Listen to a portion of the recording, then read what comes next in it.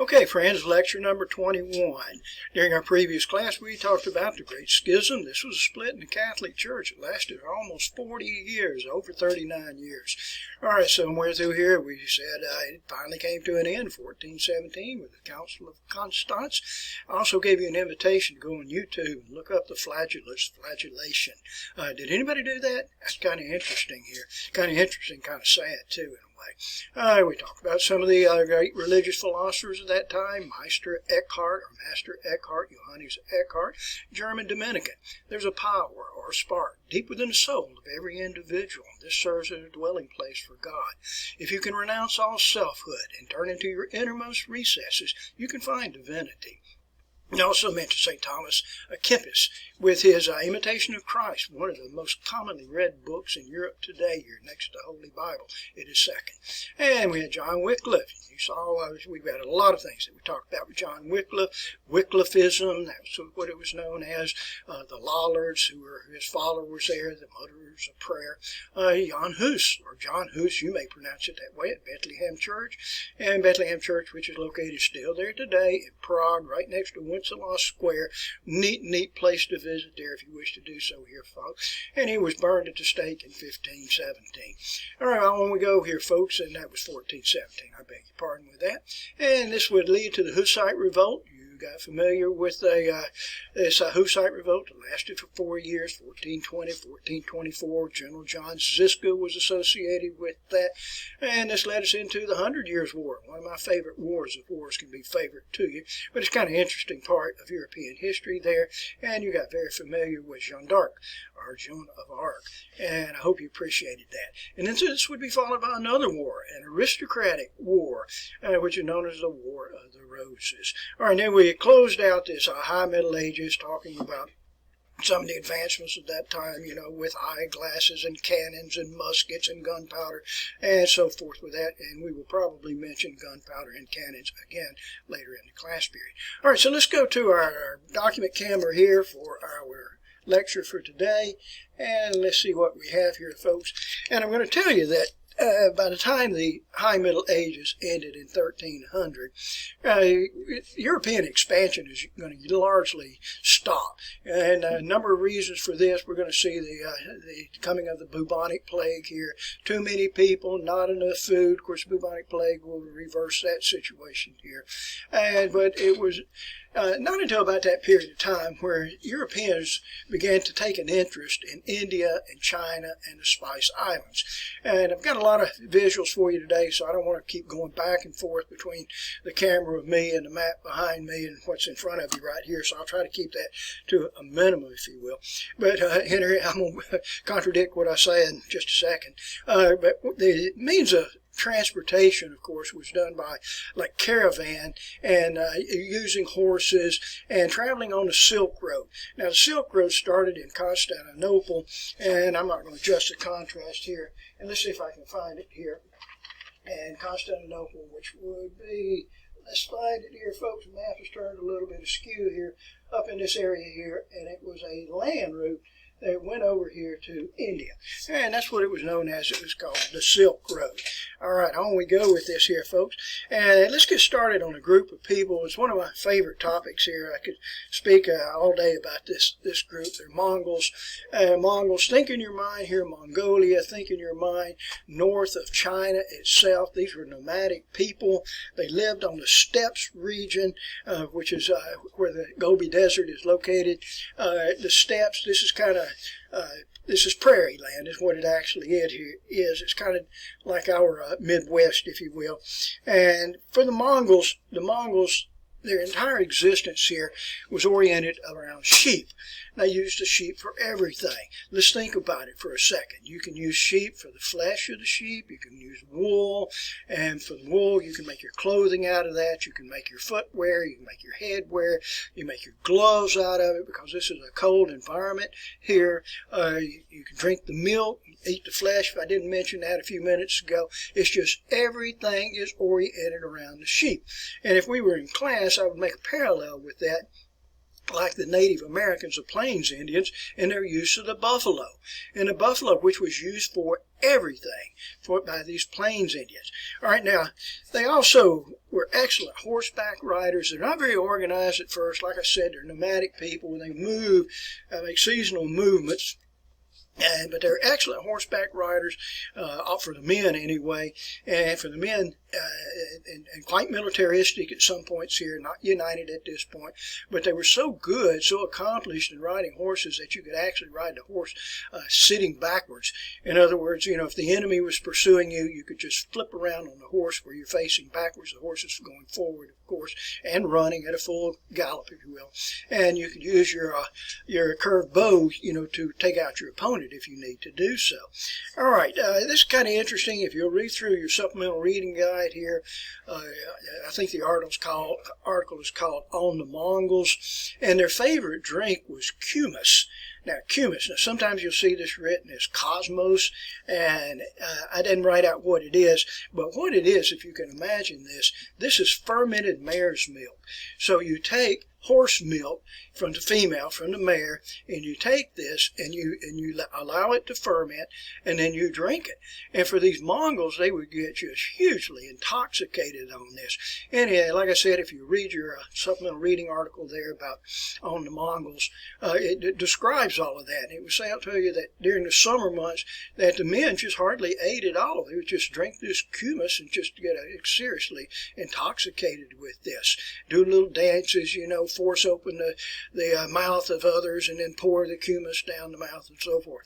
And you'll find in various cultures in the world, and if we were in class, I would give you a personal story on this, but I don't want to do it now here. But if you travel around the world, you'll find even in very, very primitive type nations, they take great efforts to try to ferment beverages such as beer or wine or a beverage of their choice, which has really no name to it that we would recognize. All right, so anyway, that was kumis, and our cosmos is sometimes referred to as. All right, let's see what else we need to talk about with this group here. All right, somewhere around the end of the 1100s, in the late 12th century, a Mongol leader began to unite the Mongol tribes. His name was Temujin. If we translate the word, it means of iron, of iron.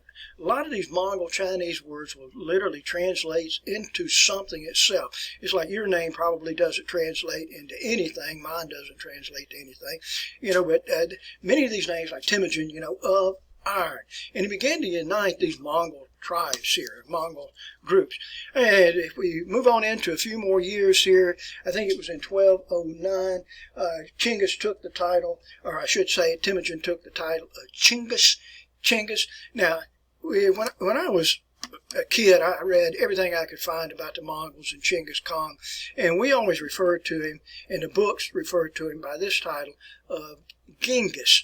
Now, in these words in Chinese or in Mongolian, they don't translate as easily as we can translate it into English. So in other words, and muttering that around right here, we try to spell these words in English the best way we can, such as you see Genghis, but Chinggis. And this is actually the word that I prefer here, Chinggis. And he took rule of the Mongols here as these the Mongol Ords, if you will, in the year 1206 and began to unite them. All right, this actually translates here, Chinggis Khan. It means like strong ruler, or universal ruler. If you ever see the word here, Khan, it means ruler. All right, we'll come back to that in just a little bit here. So, moving right along. By the year 1209, Chinggis attacked with his Mongol Ords, attacks the Tangut region here. It was located in the northwestern parts of China. They would take over this area eventually anyway. In 1211, the Mongol Ords that were under Chinggis attacked the Qin Empire, which is located in the kind of the central parts, of the west central parts here of China as we recognize it today. Sometimes the Qin Empire will be pronounced as the Jin Empire. Going back to what I said a few minutes ago, we don't get straight translations with this. It's very, very difficult, to do that and to actually to try to interpret and read Chinese too. All right, so let's move on here. It was during this time that the Great Wall of China was established by the Chinese to ward off, in part anyway, to ward off these Mongol invasions. And I don't want to give everything out right at this very second because I've got a lot of comments to make about the Great Wall of China. Just a jiffy here, folks. But this Great Wall of China stretches for 13,170 miles with all of its little tributaries, little side paths to it and so forth here. A magnificent structure. I'll show you some photographs of it in a little bit. By the year 1279, another leader here called Kublai Khan. There's no translation of Kubla. You can translate Khan. Of course, it means ruler, but Kublai Khan. Let me see if I can find a likeness here of Kublai Khan, and I would have these articles out for you if you were in the classroom here, but Kublai Khan showing you an artist's rendering of what he looked like. And before I forget it, let me go back to Chinggis Khan, and here's a likeness and an article on Chinggis Khan. You can see his likeness there, in the title itself. And anyway, and I'll spare you from having to thumb through that. But in 1279, Kublai Khan conquered the Song region, the Song Empire, sometimes called the Song Empire, and he established the Yuan Dynasty. All right. Another individual, and I should have mentioned him to you a few minutes ago, and I know I'll get to him in just a second here, was a son, and actually the third son of Chinggis Khan, who was Ogedai. Ogedai. I'll show you how to spell the name in just a little bit here. And anyway, Ogedai served in the conquest here, trying to overtake the Song Empire. And when Kublai Khan was successful in doing this, he created what was called the Yuan Dynasty. The Yuan Dynasty, and Yuan Dynasty established here in 1279. It will stay in place until the year 1368, where it will be replaced by the Ming Dynasty. All right. Now, trying to keep up with these dynasties is a nightmare here, my friends. I'm going to tell you on a couple of occasions here, I've taken the time to memorize all the various dynasties, and it's quite a challenge to do so. And honest to goodness, within a week, you've forgotten all of the dynasties, and the dates associated with them. So I'm not going to hold you responsible for any of that. But if you're a student of this history, of Chinese history here, you can get very good with that, but it is quite confusing here. Okay, let's go back here now. And so we had the Ming Dynasty. And going back to Chinggis, Chinggis would also take the areas here as he's spreading his territorial boundaries to the west anyway, and would take the towns and secure the towns of Tashkent and Samarkand and Bukhara. If you're following in your textbook on page 327, you can follow along and you can see all of these places that they did take over. Now, I've placed a map behind me. Let's see if you can see this a little bit. Placed a map behind me showing you where the empire of the Great Khan, you know what I'm talking about, the great rulers located. This is all in the area here of China itself, the Song Empire, which is I found right here. And as they spread their territorial boundaries, the Mongols will move in this direction here. They're going to move in this direction. Now, those towns that I mentioned to you a second ago, of Tashkent, Samarkand, and Bukhara, are all located right here. And they would extend, by this time, Chinggis has died, and it's under the leadership, the Mongols are under the leadership of Ogedai, the third son of Chinggis. And they would control all of this area here that's present between the Oxus River and the Caspian Sea, moving into this area here.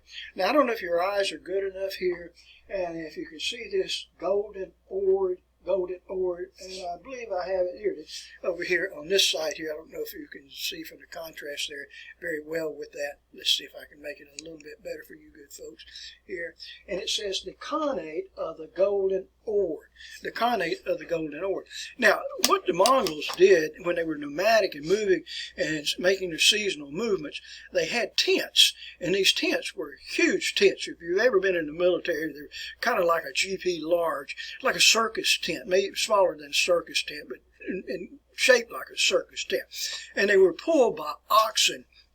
And if we were in class here, folks, I would have a depiction of that so that you could see it.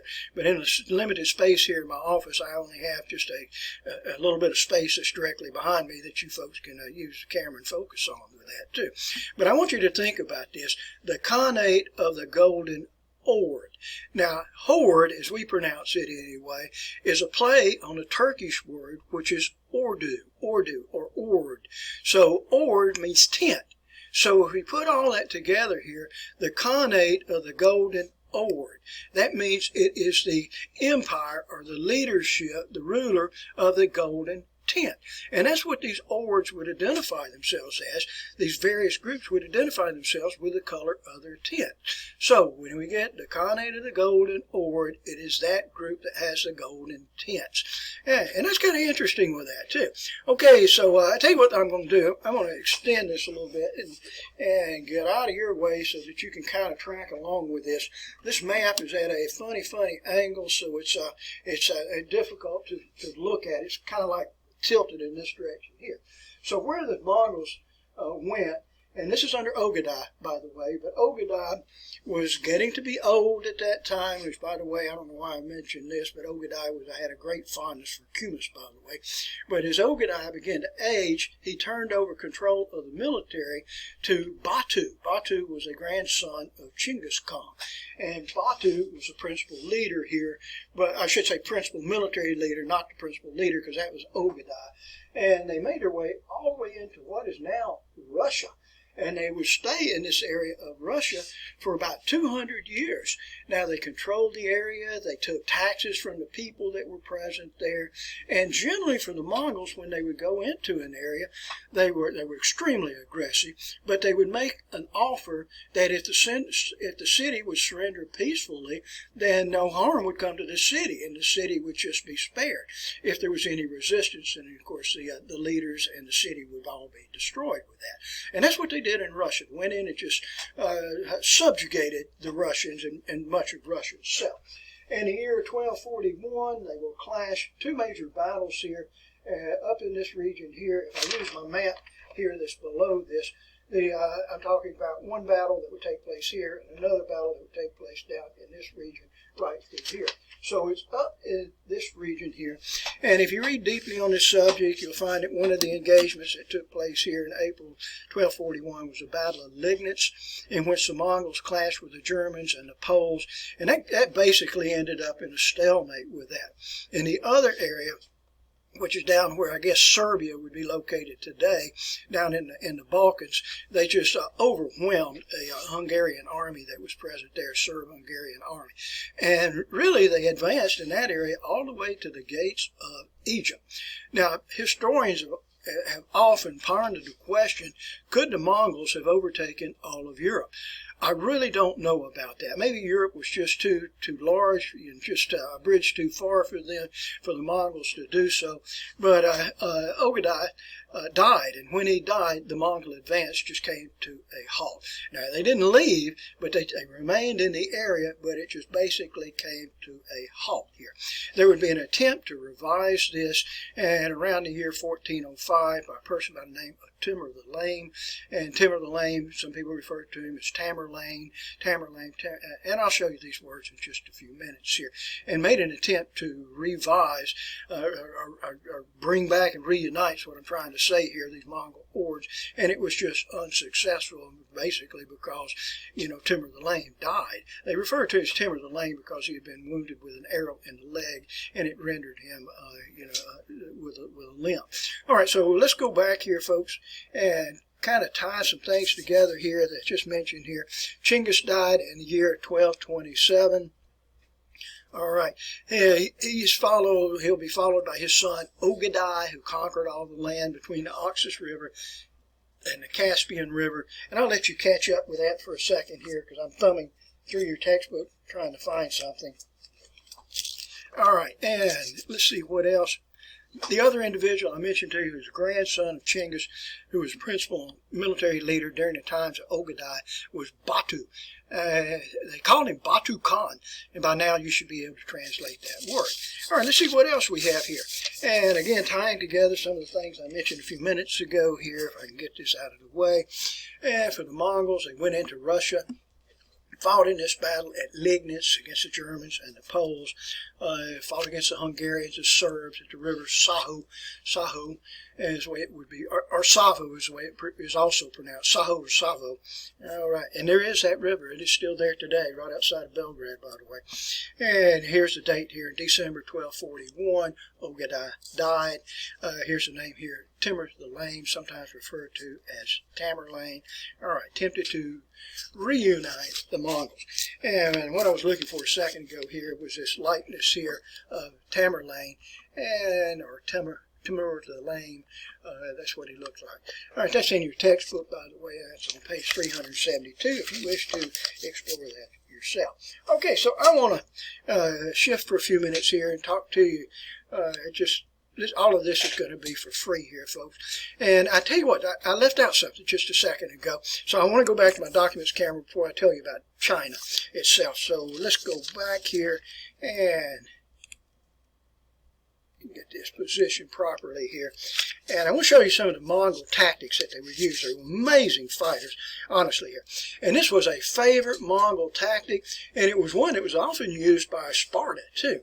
All right, so let's say, for example, here's the enemy, and the enemy is pursuing the Mongols. And so what the Mongols will do, they will fake, they will pretend like they're retreating, like they're running away from the enemy.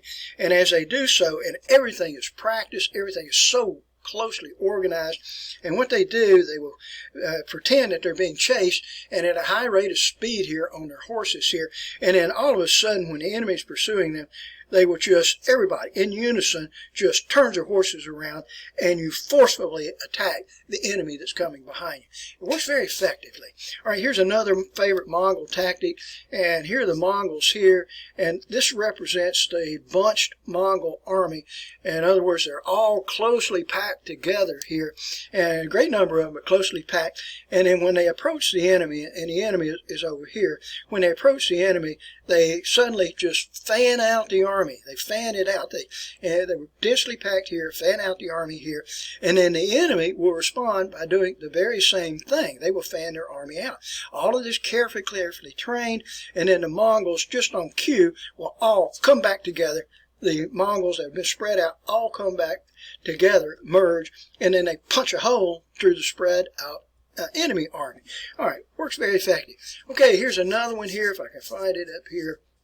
And what the Mongols will do, much like they were doing before, and it takes some prepositioning. You take other Mongols and hide them behind a mountain, hide them behind a hill.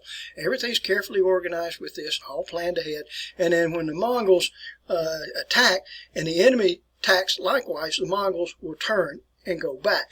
Now, when they do so, then the enemy goes in high pursuit behind them, and that's when the second group of Mongols, hidden behind the hills here, suddenly come in behind the Mongols, behind the enemy there. Another favorite tactic that they would use here would be for the Mongols to pretend a frontal charge and then actually do a double envelopment such as this. And I did not finish all of this anyway. And what they will do is, as the enemy realizes that they are going to be enveloped here, then the enemy will try to punch out, and when they do so, this area is left intentionally open so that the enemy can, in a very narrow corridor, go out, and then another Mongol group will get them from this side, attack from that side. Anyway, now you are military tacticians here and understanding how the Mongols actually undergo warfare. Okay, so let me take a few minutes here, and I want to talk to you about China itself. And as I mentioned a second ago, the Great Wall of China is 13,170 feet in length. Let's go back here. Well, I'll tell you what, and so I won't have to keep flipping the camera back and forth.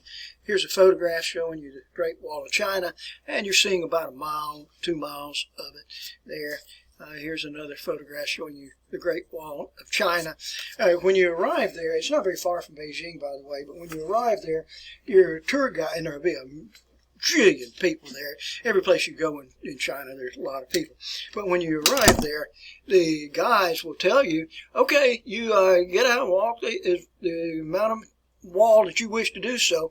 The bus is leaving 3 hours, be back here for the bus. But other than that, you just walk until you can't walk anymore. And I'll promise you, good folks, this is in such a high altitude, very mountainous regions there, that if you walk if you're in good condition and you walk maybe 2 miles, you'll actually be exhausted with that. The Great Wall of China. Very beautiful, quite impressive place here. I'm going to go back to myself here, folks, and let's get this right here. And I'll thumb through this and show you some photographs of the Great Wall of China. Let's see here. This is exactly what it looks like. Cold environment here. Oops, we're not doing so well with that. Cold environment, so a lot of snow is present there. Blazing hot during the summer months, but during the winter months it can be quite cold. Lots of people there, as you can see in this photograph here. And like I said, to repeat myself, when you're in China, it's a lot of people everywhere. All right, now before I go any further with this, I want to share something else with you too. In Beijing, you can likewise find what is called the Forbidden City, and a really, really interesting place to visit there. The entrance to the Forbidden City, look carefully at that. And if you look right in the center here, if I can get my finger right, there is a portrait there of Mao Tse-tung. Mao Tse-tung. And every year we get an annual replacing. They replace that portrait there of Mao Tse-tung. Across the courtyard, which would be in the opposite direction where you're looking here, in the other direction there, they have the preserved body. Honestly, preserved body of Mao Tse-tung. I did not see that. The line to get inside of there was about, I guess, quarter mile, 600 yards long, and it was just, it was just too far, too long of a wait to endure that. Okay, but anyway, where am I here, folks? I got it upside down for you good folks. Here we have the Forbidden City. It's a city within itself. Many of these dynasties existed there. So beautiful here in this Forbidden City, and it'd take me a while to go through all the pages in this book to show that to you. There is a charge for that. They do not charge the Chinese individuals for it, but they would charge you for it. Okay, so an outsider. Oh, and let me tell you something about this here too, folks. When you go to China, it's a different culture. It honestly is a different culture than what we have in our country. In our country, we don't consciously stare at anyone. I mean, that's rude in our culture. But in China, it is not rude whatsoever.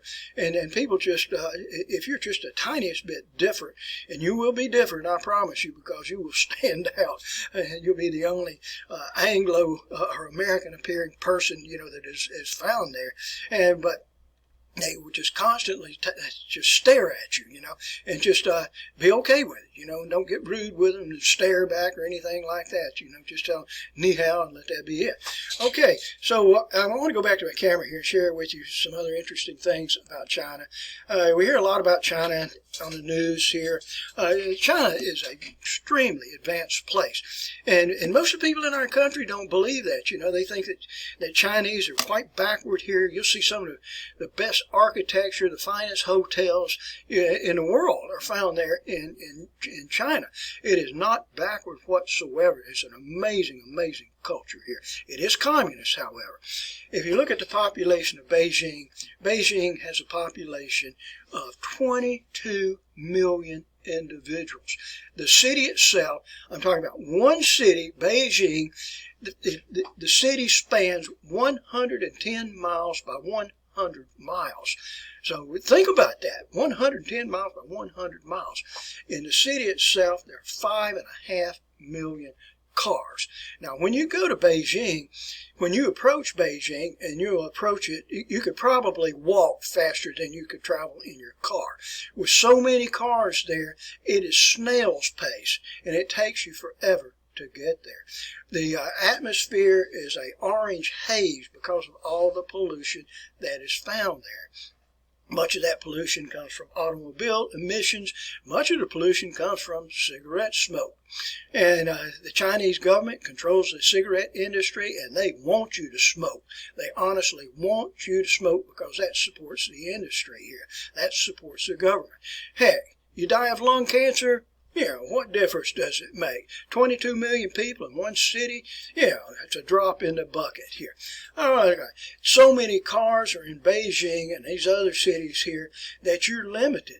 Like it's on your tag. It's on your vehicle tag, and you can only drive your car into the city. Heaven knows why you would ever want to do that. You know, it's just bumper to bumper here, no moving cars whatsoever. And but you're limited to like Monday, Wednesday, Friday. And then another person may have a car tag that allows you to drive your car on Tuesday, Thursday, and Saturday. What they do on Sunday, I do not have a clue. Shanghai, population 24 million. Chongqing, population 32 million individuals. The entire population of Canada has a population of 33 million individuals. And in the city of Chongqing, it is only 1 million less than the entire population of Canada.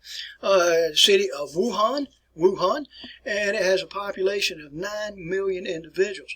And I'm telling you, when I went to Wuhan, and that was the origin place of the China flu, by the way. Oops, I should not have said that. That is not politically correct to call it the China flu, but I'll call it the China flu. Anyway, it had a population of 9 million, and honestly, you felt like you were out in the countryside, you know, with only 9 million people there in that city. If we compare this to some other cities in the United States, the largest city in the United States is New York City, 8 million individuals, but I think that number is going to fall very quickly as we have a mass exodus of people out of New York. Los Angeles has a population of 3.8 million individuals. Chicago has a population of 2.7 million individuals, with its population declining every weekend, and you know why. Houston has a population of 2.2 million people. Atlanta, every time I go through Atlanta, I think, I make a pledge to myself, I will never go through this city again because there are so many people that are present there. Population 443,000. Birmingham, population 212,000. I also want to share with you something else here about the city which is called Xi'an, and that's the way it is pronounced here, folks. And this is where you find the Terracotta Soldiers. They were found in the 1970s. A farmer was out in a field and digging a well, and actually discovered this ancient kingdom. And this is a kingdom of people, and I'm not talking about real people. These are soldiers for the afterlife that would protect one of the Khans of that period of time. And they have excavated about 8,000 of these individuals here. They were all in broken pieces, and there are teams today that go in and they reassemble. It's just like a jigsaw puzzle, and reassemble all of those soldiers there, and such as what you're seeing right here. It's absolutely amazing to see those figures there. Here's another view of this too. Okay, so anyway, and that's kind of a quick view there of China. It's a neat place here, folks. The only thing that deters you from going there, it's a horrible flight that you have to make there. All right, now let's move on for a while here, folks. And I want to address here a couple of the early explorers here. And these individuals are from the Italian peninsula, and actually from an area which is called Venice or Venetia. And two individuals in particular here, Niccolo and Mafio Polo. And they traveled down the Silk Road, made their way all the way over to Daidu. Daidu is where Beijing is located today, and they actually returned. This adventure was about the years 1260, 1269, and they returned. And they had these vast stories, about China. And so they decided to do it again. And they left again in 1270s and traveled to China. And this time they were carrying the son. These two guys are brothers here, Niccolo and Mafio. And they were carrying the son of Niccolo, whose name was Marco Polo. There's a lot more to Marco Polo and silly little game that you play in the swimming pool, by the way. And when they arrived in Daidu, they linked up, so to speak, here with Kublai Khan. And Kublai Khan apparently took a liking to the young Marco Polo, and he invited Marco Polo to stay with him. And for 17 years he did so. And then finally, after 17 years, Kublai Khan told him, he said, "Young man, I think it is time for you to return to your own people." And Marco Polo did indeed go back, and this is a long story with this, but they sailed on Mongol ships, Chinese ships, and actually made their way back into where the Persian Gulf is, and Marco Polo then made his way back into Venetia. And that's where he wrote his his piece here, The Travels of Marco Polo, which described life in China and in that part of Asia. And so people are now thinking about this. Maybe there's a better world. Maybe there's another world out there, a world in which we can go and pick up spices and other items that we would treasure very much. Now, before we close, I want to go through this group here too. And another group, I'm shifting the subject away from the Chinese, and another group were the Ottoman Turks. The Ottoman Turks and the Seljuk Turks. Now, they're located in Turkey. That would make sense to you good folks, but that's what they refer to as Ottomans and Seljuk Turks, and the name Turkey comes from that area. If we look on the map behind me here, I can show you where those groups were, and here's the Seljuk Turks. Here's the Ottoman Turks.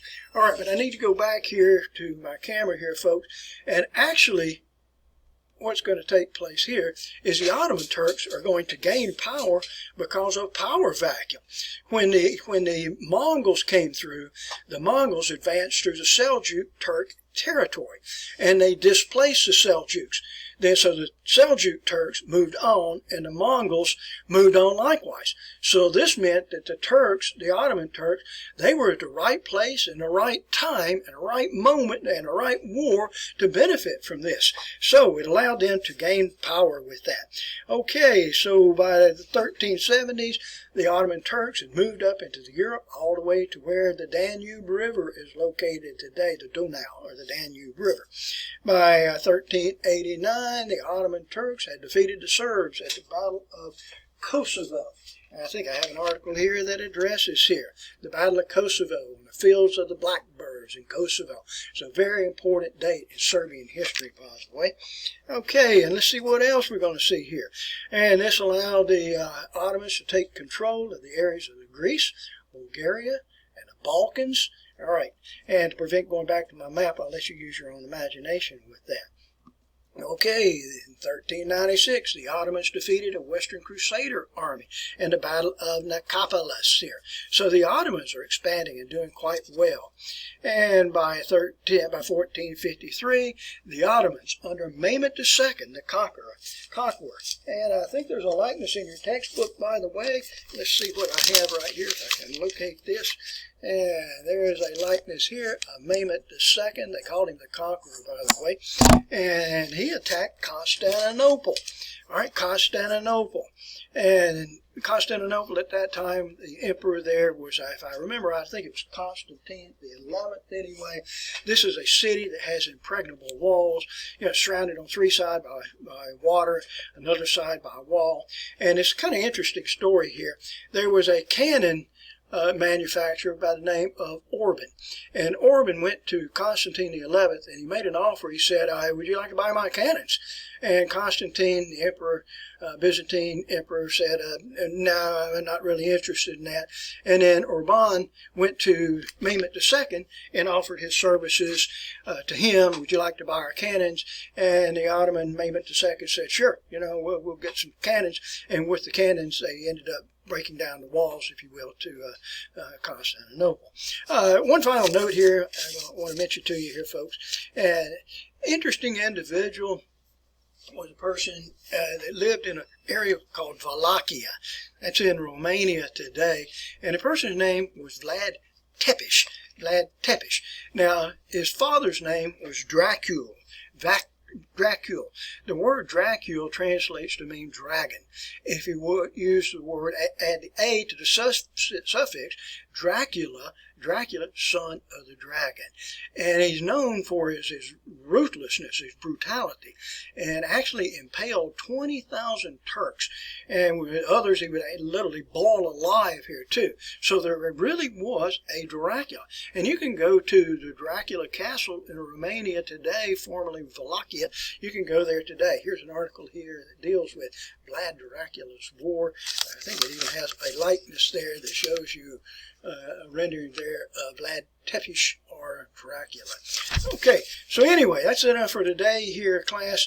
I like this period of time. The next time we get together, I want to go into, we have a lot of conquest to talk about, these overseas conquests of Portugal and Spain. It's a lot of exploration that we'll be talking about, new people to mention here too. Okay, thank you very much for your attention.